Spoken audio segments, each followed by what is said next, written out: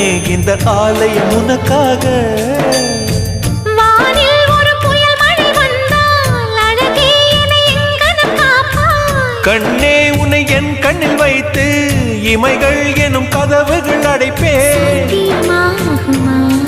நான் சத்தியம் செய்யவா? தொடு தொடுவெனவே வானவில் என்னை தூரத்தில் அழைக்கின்ற நேரம்.